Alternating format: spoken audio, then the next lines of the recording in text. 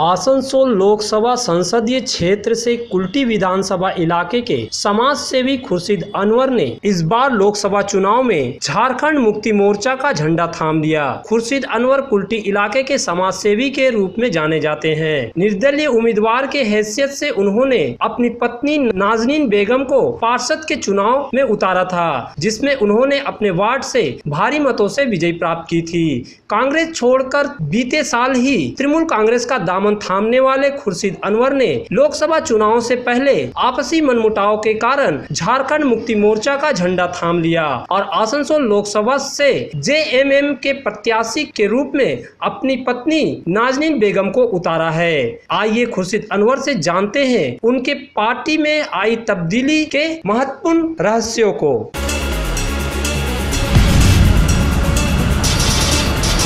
हाल ही में आप लोगों ने झारखंड मुक्ति मोर्चा का दामन थामा और आपकी अहलिया नाजनीन बेगम जो एक्स काउंसिलर रह चुकी हैं, वो झारखंड मुक्ति मोर्चा के बैनर तले लोकसभा आसनसोल लोकसभा का चुनाव लड़ रही हैं। आपको क्या आशा है, आप लोग कितने हद तक कामयाब हो सकते हैं? कामयाब ऐसा है कि कामयाब होने की बात है तो हम भी उम्मीद करते हैं कि हम जीतेंगे और बाकी उसकी बात है कि ये तो आम जनता का फैसला होता है। हम जनता के विश्वास पर खड़े हुए हैं और ये जनता, पूरे जनता का जो विश्वास है, उम्मीद करते हैं कि हम जीतेंगे। हम लोग पूरी जनता के बीच में जाएंगे। 8 तारीख को नॉमिनेशन है मेरा। नाजनीन बेगम झारखंड मुक्ति मोर्चा के टिकट पर लड़ रही है आसनसोल लोकसभा से। नॉमिनेशन के बाद हम सभी लोकसभा इलाके में जाएंगे और पूरे जनता से गुजारिश करेंगे कि एक मौका नाजनीन बेगम को दिया जाए। यहाँ लड़ाई, ये राजनीतिक लड़ाई नहीं है, एक विश्वास का लड़ाई है। नेता तो बहुत लोग हैं भाई, मैं उसकी बराबरी तो नहीं करूंगा, लेकिन एक विश्वास ये है कि सभी नेता से मेरा नाजनीन बेगम नेता अच्छा नेता है, जो पहले से भी मैं और मेरी वाइफ नाजनीन बेगम जनता के बीच में रहे हैं और हमने हमेशा सामाजिक काम करने का कोशिश किया है। हर के दुख सुख में जो मेरे दरवाजा पाया है, उसके दुख सुख में हम शामिल रहने का कोशिश करते हैं और किया है। और कभी भी मैं जनता के बीच में रहूंगा और बाकी फैसला ये आम जनता करता है। अब उस पर उसको फैसला, उन लोग जनता को फैसला करना है कि मेरा कैंडिडेट कौन अच्छा है, हम किसको वोट दें जो मेरा वोट काम आ सके और जो पूरे जनता का, पूरे आम लोगों का, सभी धर्म के लोगों को साथ लेकर मैं काम कर सकूं। सबसे बड़ी चीज बेरोजगारी, आसनसोल लोकसभा के मेरे नौजवान भाइयों बहुत बेकार हैं, रोजगार नहीं और बहुत सी चीज जो था पहले हिंदुस्तान केबल या इसको कुल्टी में, ये सब बंद हो गया। आज चालू है, तो वो चालू है कई पूरी ठेकेदारी के इस पर चालू है। उसमें भी कोई काम करना चाहता है तो यहाँ हो गया धंधाबाजी, 20,000 30,000 का ये चल रहा है दो। तो अब कोई गरीब के पास 20,000 30,000 नहीं, जो भूखे मर रहा है, कहाँ से 30,000 और 20,000 लाएगा? उसको बोला जाता है कि 20,000 दो तो तुमको ठेकेदारी में घुसा देंगे। तो सवाल ये है कि वो कहाँ से लाए गरीब? क्या इसीलिए वोट देता है? अरे जो गरीब है उसको हक, उसके हक को देखिए, उसके मजबूरी को देखिए, पहले उस गरीब पर ध्यान दीजिए। लेकिन यहाँ वो बात नहीं है। यहाँ तो कुछ लोग अपने अपने एजेंट छोड़ दिए हैं कि 20,000 लो, 30,000 लो तो ठेकेदारी में काम में घुसाओ। तो ये फैसला जनता करेगा।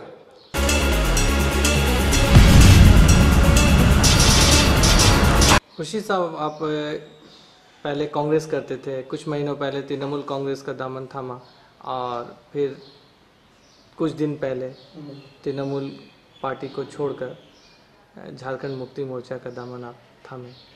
तृणमूल पार्टी छोड़ने के पीछे आपका क्या रीज़न? बात यह है कि सबसे पहले तो हम राजनीतिक में आए तो इस वार्ड से 24 नंबर वार्ड था, उस वक्त लेडीज वार्ड था। मैं वार्ड को निर्दल उम्मीदवार से खड़ा किया और कामयाबी मिला। लोगों ने प्यार दिया, आशीर्वाद दिया और जीत के नाज़नीन बेगम काउंसलर बनी। उसके बाद मैं बोर्ड में 6 महीने बाद या शुरू में मैं बोर्ड में शामिल हो गया। बोर्ड में शुरू में ही बोर्ड में शामिल हो गया। कुछ दिन निर्दल के हैसियत से समर्थन दिया। उसके बाद हमने टीएमसी ज्वाइन किया जाके कलकत्ता, और टीएमसी ज्वाइन करने के बाद जब आए लौट के तो यहाँ पार्टी में विरोध, जबकि पहले हम कोई पार्टी नहीं करते थे। निर्दल से जीत के बोर्ड में शामिल हुआ, बोर्ड से शामिल होकर रहते ही भी हम टीएमसी ज्वाइन किए और टीएमसी ज्वाइन किया। उसी वेला लोगों ने मेरा विरोध किया, फिर भी मैं टीएमसी में रहा 3 साढ़े 3 साल।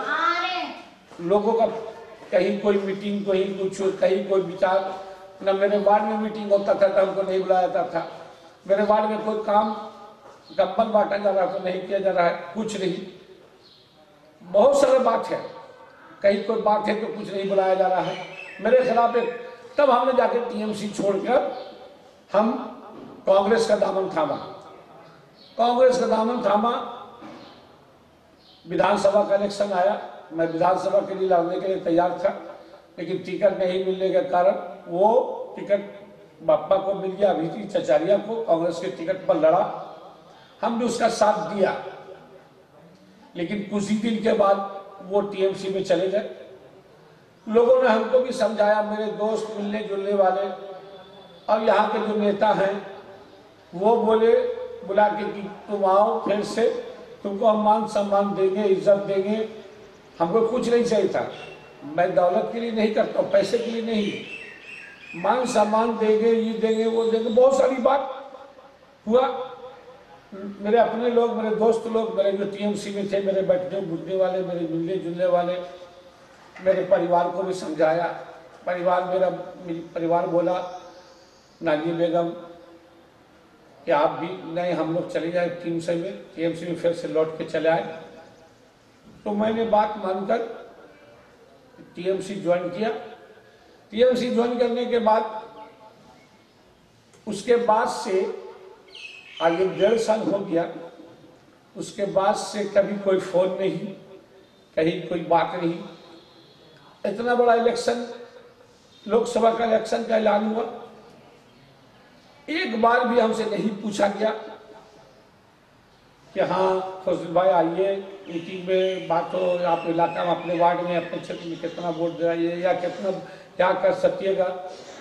कुछ नहीं, न वाल पेंडिंग है, कुछ नहीं, या झंडा टांगना है, कुछ नहीं, बैनर टांगना है, कुछ नहीं। किसको जिम्मेदार मानते? कहीं जगह कोई पूछा नहीं। किसको जिम्मेदार मानते हैं? जिम्मेदार अपने यहाँ के जो नेता है उसको जिम्मेदार मानेंगे। आम जनता को क्यों मानेंगे? कैटर को कहाँ मानेंगे? जो वितरित जो कर रहे हैं यहाँ कुल्टी का, उसको ना मानेंगे? कोई मान सम्मान नहीं दिया गया, कोई कभी कोई इज्जत नहीं दिया गया।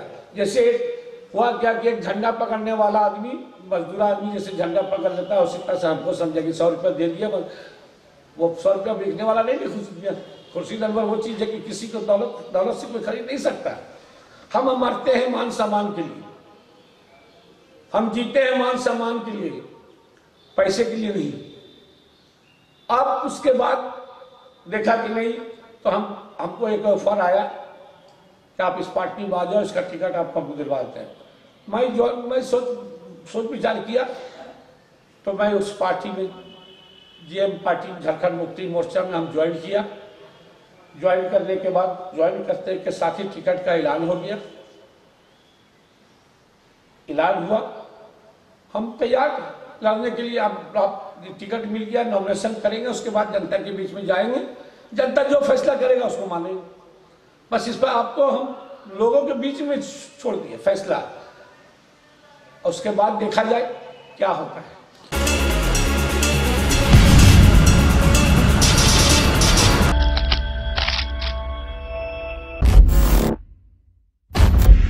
Now Geeta fashion celebrate Chaitra होइचोय। चैत्र सेल के मौके पर अधिकांश वस्त्रों की खरीदारी पर पाएं फ्लैट 50% का आकर्षक छूट। साथ ही है साप्ताहिक ड्रॉ, जहां आप जीत सकते हैं casserole, wrist watch, mixer grinder, 22 inch luggage trolley bag या रेडमी 6A। इसके अलावा मेगा ड्रॉ में जीते बजाज V15 बाइक। इतना ही नहीं है और भी बहुत कुछ। आज ही आए Gita fashion the family store, Asansol, Raniganj, Durgapur. Global warming के कारण धरती धीरे धीरे तपती जा रही है और कई जानलेवा बीमारियों से लोग पीड़ित होते जा रहे हैं। आज पूरा विश्व ही प्रदूषित वातावरण के कारण दिन प्रतिदिन खतरे की ओर बढ़ता जा रहा है। आइए हम सब मिलकर प्रण लें, अपने आसनसोल को इस खतरे से बचाएं। आसनसोल नगर निगम की ओर से अनुरोध किया जा रहा है कि आप सभी दुकानदार, थोक विक्रेता एवं खुदरा विक्रेता या होकर पॉलिथीन या प्लास्टिक का व्यवहार ना करें। आसनसोल नगर निगम इलाके में पॉलिथीन या प्लास्टिक की थैलियों का निर्माण, भंडारण, बाहर से मंगवाना, बेचना एवं परिवहन करने पर पूर्णतः रोक है। मात्र 50 से ज्यादा माइक्रोन की प्लास्टिक व पॉलिथीन ही व्यवहार में लाएं। अपने शहर को स्वच्छ एवं साफ रखने के साथ साथ अपनी सेहत का भी रखें ख्याल। सार्वजनिक स्थानों पर पान मसाला गुटखा धूम्रपान व्यवहार ना करें। आसनसोल नगर निगम प्रशासन की ओर से आप सभी से अनुरोध किया जा रहा है कि आसनसोल को प्रदूषण मुक्त बनाने के लिए ज्यादा से ज्यादा संख्या में पेड़ पौधे लगाएं और अपने आसपास के क्षेत्रों को साफ सुथरा रखें। तालाब, नदी एवं नालियों में कचरा न फेंकें। कूड़ा कचरा निर्दिष्ट कूड़ेदान में ही फेंकें और वायु एवं ध्वनि प्रदूषण नियंत्रण के लिए सरकारी निर्देशों का पालन करें। आइए हम सब मिलकर प्रण ले। Clean Asansol, green Asansol. Vivo, Oppo, Gionee, Samsung, Nokia, Apple जैसे branded non branded android mobile या आईफोन लेनी है तो आज ही आए SK इन्फोकॉम में। SK इन्फोकॉम, नाम सबसे ज्यादा, दाम सबसे कम, साथ ही है फाइनेंस फैसिलिटी। इसके अलावा यहाँ पुराने फोन एक्सचेंज कर नए फोन खरीदे बिल्कुल वाजिब दरों पर। ध्यान रहे हमारे यहाँ सर्विस की फैसिलिटी भी उपलब्ध है। तो इतनी सारी सुविधा जब एक ही इन्फोकॉम में हो तो कहीं और क्यों जाना। आज ही आना SK इन्फोकॉम, सरकारी मान्यता प्राप्त विश्वसनीय प्रतिष्ठान SK Infocom, a complete mobile showroom, MC road, Itwari मोड़, Raniganj. Fashion Plaza. Fashion Plaza, biggest imitation jewelry and fashion makeup shop in Asansol. Fashion plaza Asansol Galaxy mall में खवातीन और नई नवेली दुल्हन की ज़ेबाइश और आराइश के सामान का वाहिद मरकज, किफ़ायती और बेशकीमती मसनूआत का संगम, जहां चूड़ियां, नेकलेस, इयररिंग, घड़ी, पर्स, बैग, चश्मा, परफ्यूम के साथ साथ दिगर इमिटेशन और कॉस्मेटिक ज्वेलरी दस्तयाब हैं। तो देर किस बात की, आज ही आइए fashion plaza, 3rd floor, Galaxy mall. एक तो ठंड, ऊपर से शादी विवाह का मौसम, करनी है ढेर सारी खरीदारी, पर कहाँ? वैसे तो बाजार में ढेर सारे कपड़ों की दुकान है, किंतु सिटी स्टाइल की बात ही कुछ निराली है। हाँ जी, पूरे शहर का स्टाइल, सिटी स्टाइल। अब आसनसोल में भी आकर्षक उपहारों की बहार के साथ ऑफरों की भरमार। मात्र 130 रुपए में लेडीज कुर्ती, 400 रुपए में सलवार सूट, 600 रुपए में जींस खरीदे या 250 रुपए में टी शर्ट, वो भी एक के साथ एक बिल्कुल फ्री। बॉय जीन्स 400 रुपए में, गर्ल्स टॉप 150 रुपए। साथ में है बाय 1 गेट 1 फ्री ऑफर। इतना ही नहीं, विंटर कलेक्शन पर पाएं 30% तक की आकर्षक छूट और 300 रुपए की खरीदारी के ऊपर आपको मिलेंगे लकी कूपन, जिसमें लकी ड्रॉ के माध्यम से आप जीत सकते हैं आकर्षक उपहार। सिटी स्टाइल, ट्रैफिक मोड़, जीटी रोड, आसनसोल।